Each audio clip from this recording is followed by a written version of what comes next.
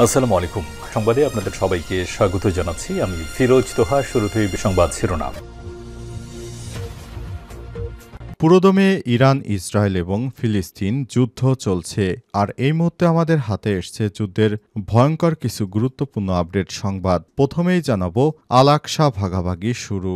ইসরায়েলের রেকর্ড সংখ্যক ১৮০ জন ইহুদি উপাসককে পূর্ব জেরুজালেমের আল আকসা মসজিদ চত্বরে প্রবেশের অনুমতি দিয়েছে দখলদার ইসরায়েলি বাহিনী। এটি এখন মসজিদ চত্বরে ইহুদিদের প্রবেশের সর্বোচ্চ সংখ্যার নজির। আজ নিরাপত্তা বাহিনীর পাহারায় উপাসকেরা প্রবেশ করে প্রার্থনা করে সেখানে একসঙ্গে ৩০ জনের বেশি ইহুদিকে প্রবেশ করতে দেয়া হতো না, কিন্তু সমস্ত বাধা বিপত্তি ভেঙে সেখানে অতিরিক্ত ইহুদি প্রবেশ করে মসজিদের ভিতরের অবস্থা খারাপ করে ফেলবে।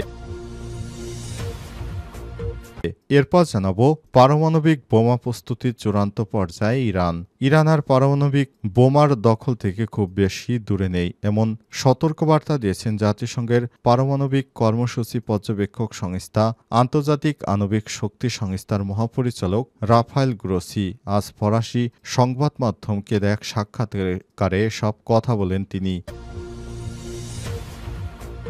এদিকে ইসরায়েলি হামলা আরও ৩৫ জনের মৃত্যু, নতুন করে ঘরছাড়া ৫ লাখ মানুষ।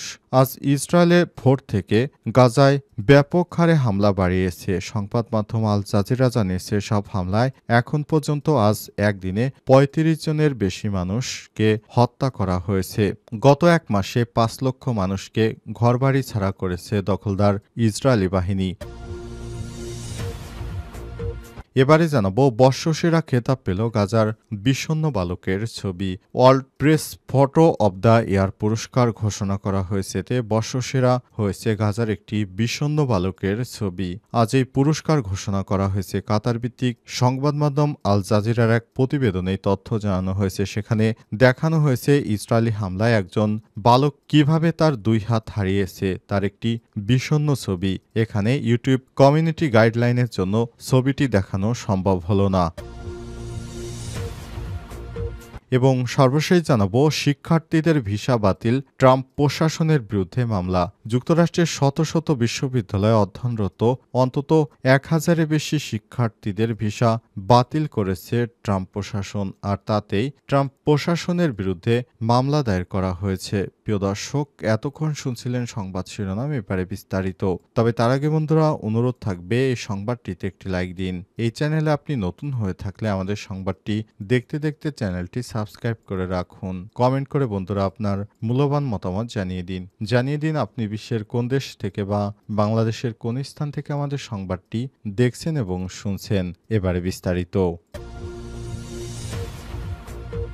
আল আকসা ভাগাভাগি শুরু। ইসরায়েলের রেকর্ড সংখ্যক ১৮০ জন ইহুদি উপাসককে পূর্ব জেরুজালেমের আল আকসা মসজিদ চত্বরে প্রবেশের অনুমতি দিয়েছে। এটি এখন পর্যন্ত চত্বরে ইহুদি প্রবেশের সর্বোচ্চ নজির। আজ নিরাপত্তা বাহিনীর পাহারায় উপাসকরা প্রবেশ করে প্রার্থনা করেন। সেখানে সাধারণত একসঙ্গে ৩০ জনের বেশি ইহুদিকে প্রবেশ করতে দেয়া হয় না। ঘটনাটি ভীতিকর এবং নজিরবিহীন বলে মন্তব্য করেছেন ইসলামিক ওয়াকফের আন্তর্জাতিক বিভাগের পরিচালক আউনি বাজবাজ। তিনি আরও বলেছেন, আমরা এমন পরিস্থিতির মুখোমুখি হচ্ছি যা আগে কখনোই হয়নি। মুসলিম উপশাসকদের এই সময় প্রবেশ করতে দেওয়া হয়নি বলে অভিযোগ উঠেছে। ওয়াকফ কর্তৃপক্ষ আশঙ্কা করছে এর মাধ্যমে আল আকসায় স্থিত অবস্থা পরিবর্তনের চেষ্টা চলছে।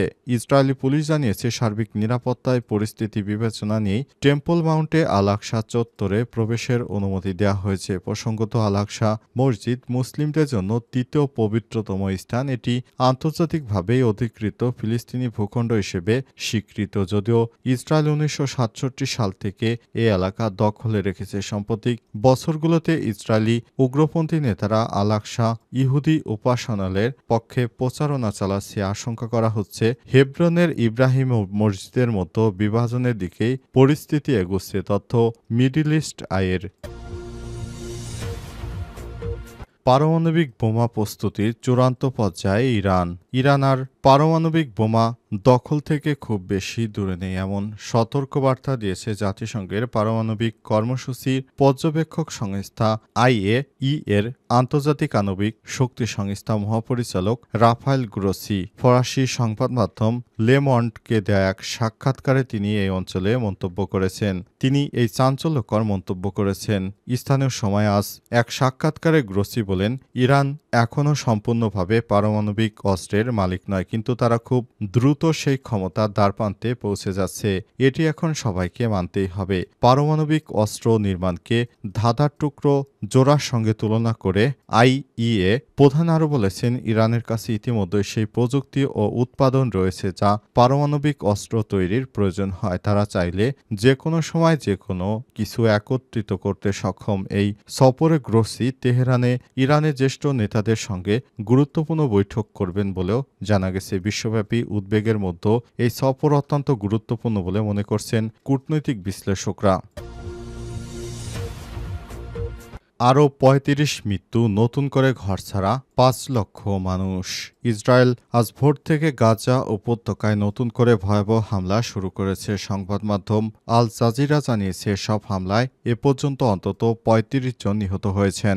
জাতিসংঘ জানিয়েছে, ১৮ই মার্চ ইসরায়েল যুদ্ধবিরতি লঙ্ঘনের পর থেকে গাজায় নতুন করে প্রায় ৫ লক্ষ মানুষ বাস্তুচ্যুত হয়েছে বা ঘরছাড়া হতে বাধ্য হয়েছে।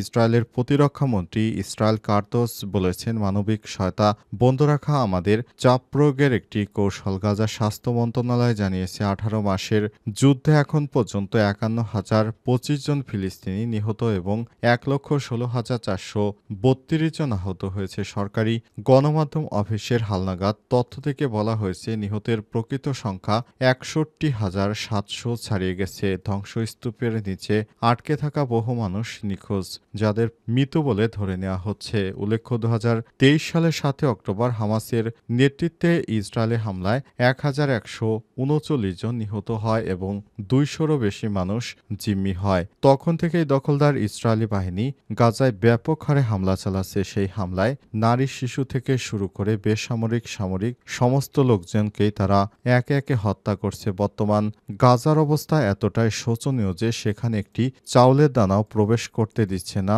দখলদার ইসরায়েলি বাহিনী। এ অবস্থায় গাজা পৃথিবীর মানচিত্র থেকে মুছে যাওয়ার মতো অবস্থা।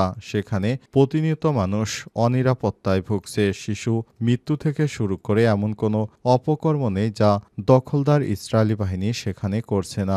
গাজায় এই মৃত্যুর মিছিল কবে যে থামবে সে বিষয়টি এখনও নিশ্চিত করে বলা যাচ্ছে না। তবে যুক্তরাষ্ট্রের পক্ষ থেকে আজ একটি বার্তা দেওয়া হয়েছে। তারা বলেছে, হামাসের হাতে বন্দী যেসব বন্দীরা রয়েছে ইসরায়েলের, তাদেরকে ছেড়ে দিলেই তারা বিমান হামলা বন্ধ করে দেবে, আর কোনো হামলা হবে না। কিন্তু হামাসের পক্ষ থেকে বারবার বলা হচ্ছে তারা জিম্মিদের মুক্তি দিবে না এবং যদি দখলদার ইসরায়েল গাজা ছেড়ে চলে যায় তাহলে তারা জিম্মিদের মুক্তি দেবে। বর্ষসেরা খেতাব পেল গাজার বিষণ্ণ বালকের ছবি। World press photo of the year পুরস্কার ঘোষণা করা হয়েছে। এতে বর্ষসেরা হয়েছে গাজার একটি বিষণ্ণ বালকের ছবি। আজ এই পুরস্কার ঘোষণা করা হয়েছে। কাতার ভিত্তিক সংবাদ মাধ্যম আল জাজিরার এক প্রতিবেদনে তথ্য জানানো হয়েছে। প্রতিবেদনে বলা হয়েছে, ইসরায়েলি হামলায় হাত হারানো ৯ বছর বয়সী ফিলিস্তিনি শিশু মাহমুদ আজ-জুরের বিষণ্ণ ছবি ২০২৫ সালে ওয়ার্ল্ড প্রেস ক্লাবে ফটো অব দ্য ইয়ার পুরস্কার জিতেছে। ছবিটি তুলেছেন গাজারি সাংবাদিক সামার আবু আল উব, যা দ্য নিউ ইয়র্ক টাইমসে প্রকাশিত হয়েছিল। ছবিতে দেখা যায় দুই হাতহীন ছোট মাহমুদ এক গভীর নিঃশব্দ অথচ তীব্র বার্তা বহন করছেন। সাংবাদিক সামার আবু আল উব আরও বলেছেন, মাহমুদের মা আমাকে বলেছিলেন যখন মাহমুদ বুঝতে পারে যে সে তার হাত কেটে গেছে তখন প্রথম যে সে কথা বলেছিল তা হচ্ছে, আমি কিভাবে এখন তোমাকে জড়িয়ে ধরব মা। ২০২৪ সালের মার্চে এক ইসরায়েলি হামলায় মারাত্মকভাবে আহত মাহমুদকে পরে চিকিৎসার জন্য কাতারের দোহাতে স্থানান্তর করা হয়। সেই হামলায় বহু ফিলিস্তিনি নিহত এবং আহত হয়। সেখানেই তাকে হাত হারানো অবস্থায় দেখা গিয়েছে। বর্তমানে তার অবস্থা শোচনীয়।